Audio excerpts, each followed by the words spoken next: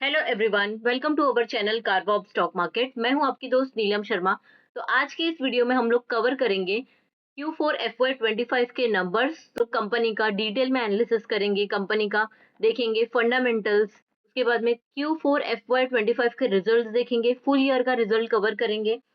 Defence sector में बहुत ज्यादा अभी बूम आ रहा है, बहुत ज्यादा रैली यहाँ पे चल रही है। जैसे कि आपको पता होगा, कोचिंग शिपयार्ड, GRSC, माज़गांव डॉक हो गया, फिर ज़ेन टेक्नोलॉजी, ऐसे बहुत सारे जो डिफेंस कंपनीज़ हैं, उसमें बहुत ज़्यादा रैली बन रहा है। क्योंकि वॉर की वजह से एक वो फ़ियर जनरेट हो गया था एंड फिर उसके बाद से ये कंपनी को कंटिन्यूअसली ऑर्डर्स मिलते जा रहे हैं और कंटिन्यूअसली इसके अंदर रैली बनती जा रही है। तो हम लोग कवर करेंगे कंपनी का टेक्निकल एनालिसिस, जिसमें हम लोग देखेंगे कि इसने कुछ हफ्तों में यानी 2 से 3 महीने में इसने कितना आपको अच्छे रिटर्न्स बना के दिए हैं और कहाँ पे इसका स्टॉप लॉस होगा, कहाँ पे एंट्री पॉइंट होगी, अभी इसमें एंट्री करना चाहिए या नहीं करना चाहिए, वो सारी चीज़ हम लोग डिटेल में देखेंगे। देन कंपनी का बिजनेस अपडेट देखेंगे कि कंपनी को कितना ऑर्डर मिला है, कंपनी और क्या एक्सपेंशन कर रही है। डिटेल में हम लोग वो चीज़ें सारे कवर करेंगे। तो ये वीडियो आपके लिए होने वाला है बहुत ही ज़्यादा इन्फॉर्मेटिव, बहुत ही अमेजिंग कंपनी है ये। मैंने पहले भी ये कंपनी के बारे में वीडियो कवर किया था, डिटेल में एनालिसिस किया था, तो वो भी वीडियो आप जाके ज़रूर देखिएगा। जिसमें मैंने बताया था अगर लॉन्ग टर्म के लिए आप इन्वेस्ट करते हो तो आपको बहुत अच्छे रिटर्न मिल सकते हैं एंड डेफिनिटली इसमें बहुत अच्छे रिटर्न मिले। बीच में ये कंसोलिडेट भी हो रहा था, लेकिन अभी इसने अच्छे रिटर्न्स दिए हैं। तो अभी हम लोग आगे देखेंगे कंपनी का की फाइनेंशियल समरी, जिसका जो रिजल्ट आया है अभी Q4 FY25 का जो रिजल्ट आया है। देन यहाँ पे हम लोग देखेंगे Q4 FY24 से कंपेयर करेंगे, Q3 FY25 से कंपेयर करेंगे। तो नेट प्रॉफिट कंपनी ने जनरेट किया है 287 करोड़ का, जो कि काफ़ी अमेज़िंग यहाँ पे नंबर है। और ईयर ऑन ईयर अगर हम लोग देखेंगे इससे कंपेयर करके तो 11% का ग्रोथ है। और क्वार्टर ऑन क्वार्टर अगर हम लोग देखेंगे तो प्रीवियस क्वार्टर में इसने 177 करोड़ का अच्छा खासा नेट प्रॉफिट जनरेट किया था। तो 62% का यहाँ पे नेट प्रॉफिट जनरेट किया है। रिवेन्यू ग्रोथ कंपनी का देख लेंगे quarter on quarter and year on year. तो यहाँ पे ईयर ऑन ईयर 37% का है और यहाँ पे क्वार्टर ऑन क्वार्टर 53% का है, जो कि काफ़ी आउटस्टैंडिंग रिवेन्यू कंपनी का इंक्रीज़ होते जा रहा है। एनुअल रिवेन्यू देख लेंगे तो 26% से ईयर ऑन ईयर इंक्रीज। पिछले साल कंपनी ने 3,830 करोड़ का जनरेट किया था और अभी किया है इसने 4,820 का। कंपनी ने बहुत ही अच्छा यहाँ पे शानदार डिविडेंड डिक्लेयर किया है 2.25 रुपीज पर शेयर का। कंपनी का वेबसाइट आप देख सकते हो। कंपनी का सर्विस एंड प्रोडक्ट में देख लो, शिप बिल्डिंग का काम करती है, मरीन इंजीनियरिंग, शिप रिपेयर करती है, फैसिलिटीज अवेलेबल करवाती है, जिसमें CLS has always focused on continuous and sustainable improvisation of infrastructure.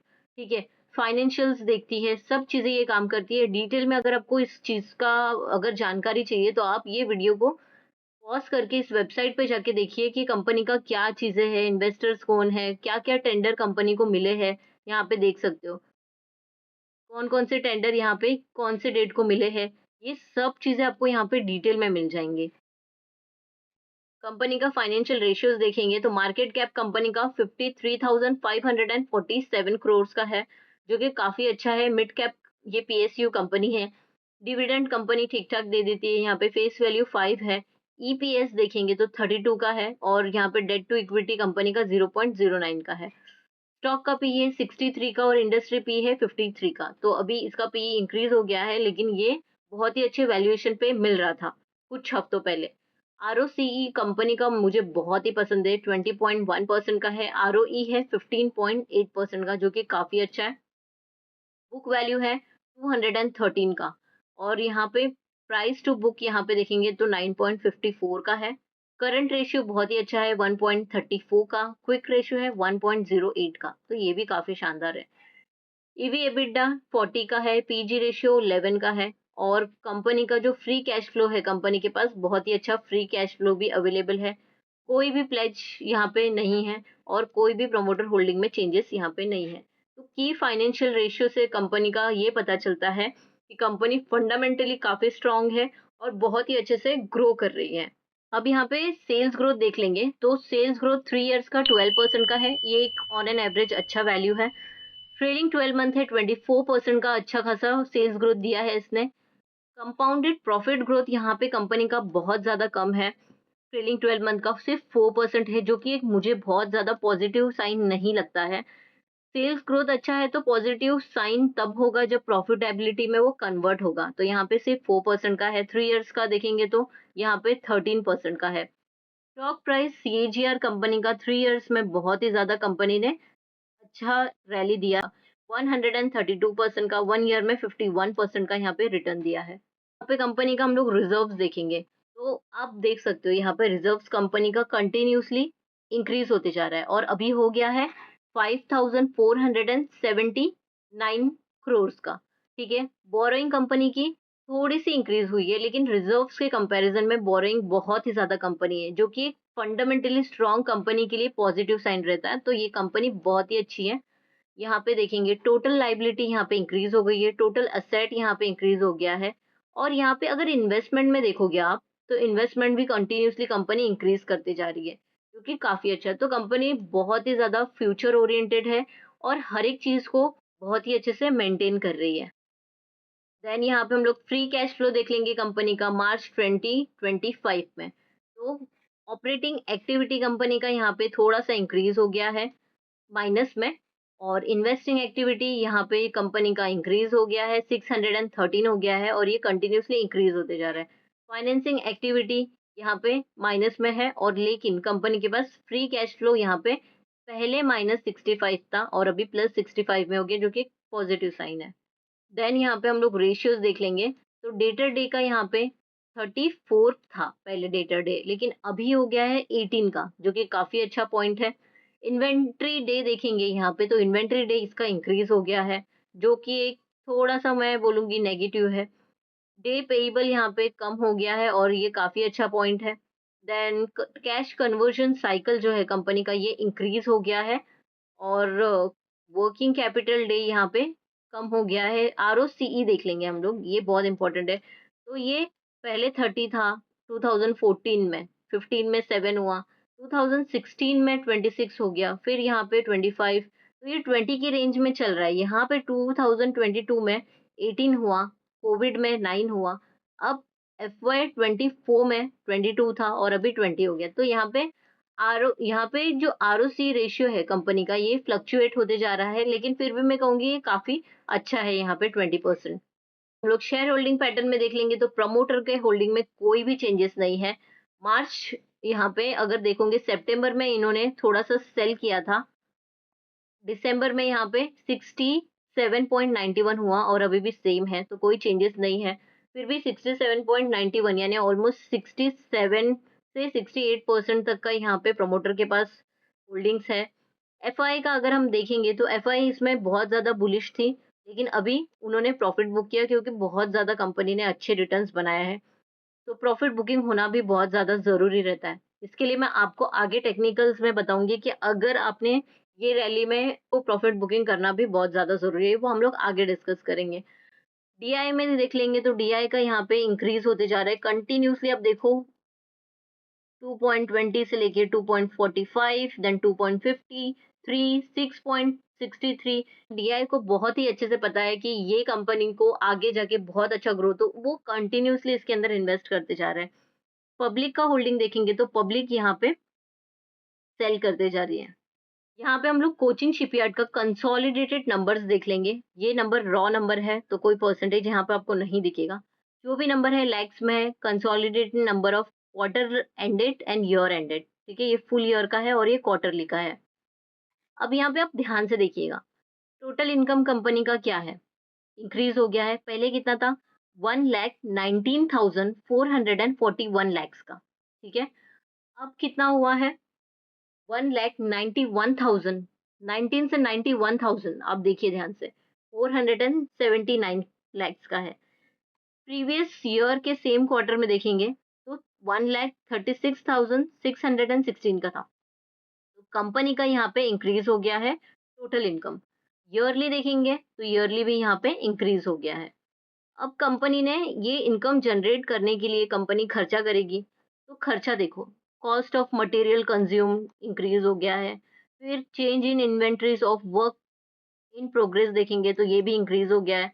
Contract and other direct expenses increase हो गया। तो ये कंपनी के अलग अलग खर्चे हैं जो कि कंटिन्यूसली ये इंक्रीज होते जाते हैं, क्योंकि बिजनेस ज्यादा है तो खर्चे भी बढ़ेंगे, राइट। अब यहाँ पे हम देखेंगे तो टोटल खर्चा कितना किया है कंपनी ने, तो 1,53,072 लैक्स का। पहले के कंपैरिजन में बहुत ज्यादा खर्चे भी हुए हैं, क्योंकि इनकम भी वैसा जनरेट किया है।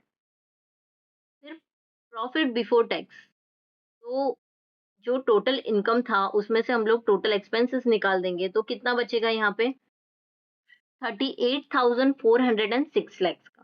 पहले के कंपैरिजन में ये इंक्रीज हुआ है, ईयरली भी देखेंगे तो ये इंक्रीज हुआ है। देन टैक्स भरा कंपनी ने, इतना सब उन्होंने टैक्स का कैलकुलेशन किया, फिर टैक्स निकालने के बाद में प्रॉफिट आफ्टर टैक्स में से टैक्स निकाल दो तो बचता है कितना, 28,718 लैक्स का।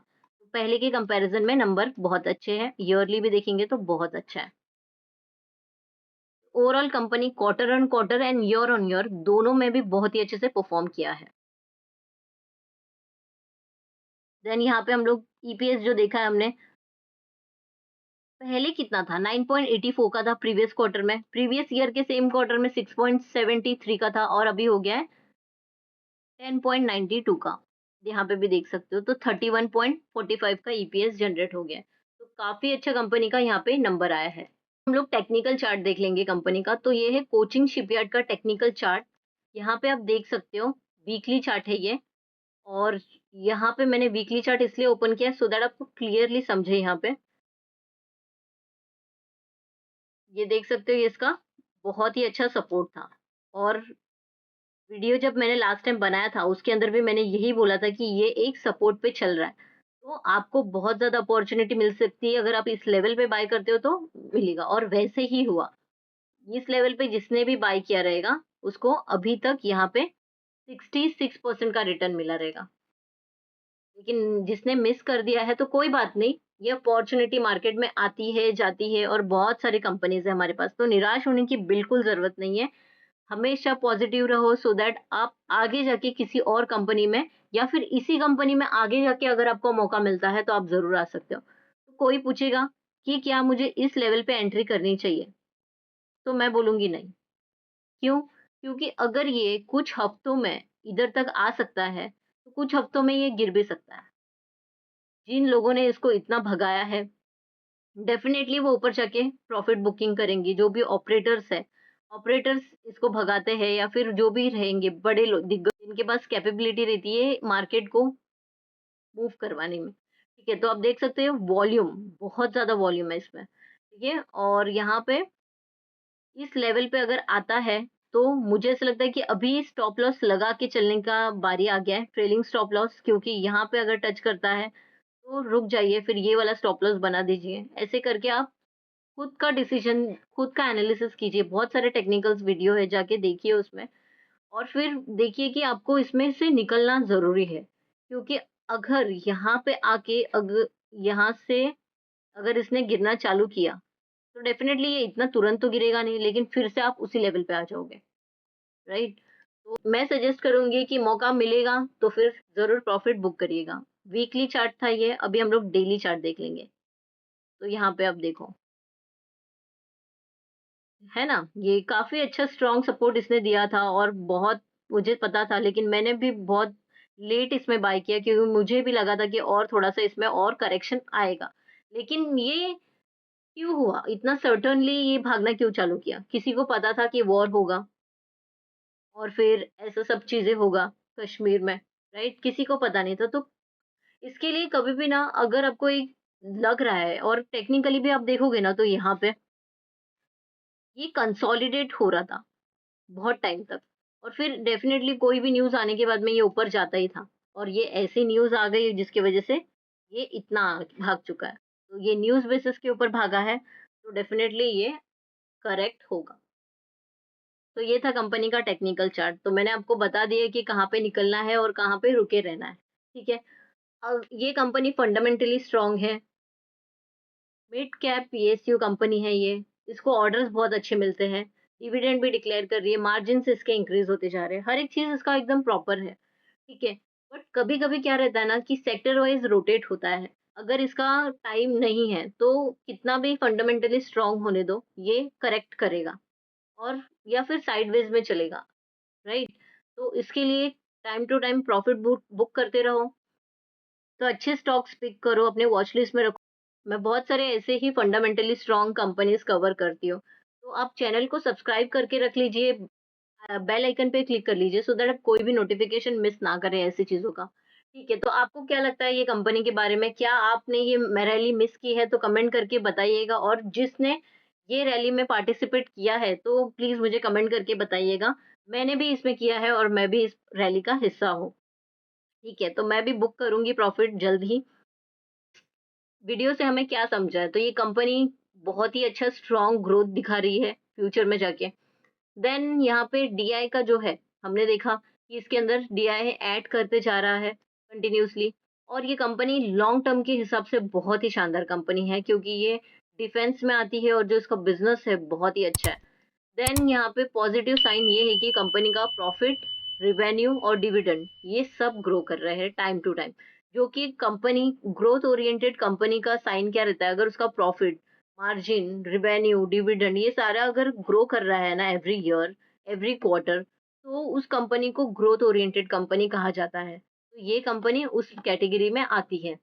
आपको ये वीडियो कैसा लगा है प्लीज़ मुझे कमेंट करके बताइएगा। तो ये वीडियो थोड़ा भी इन्फॉर्मेटिव लगा है तो वीडियो को लाइक कीजिए, अपने दोस्तों से शेयर कीजिए ये इन्फॉर्मेशन। चैनल को अभी तक सब्सक्राइब नहीं किया तो प्लीज़ सब्सक्राइब कर लीजिए, बेल आइकन पे क्लिक कर लीजिए, सो दैट आने वाली हर एक वीडियो की नोटिफिकेशन आपको टाइम टू टाइम मिलते रहे। Thank you for watching this video. मिलते हैं अगले वीडियो में। Happy investing everyone.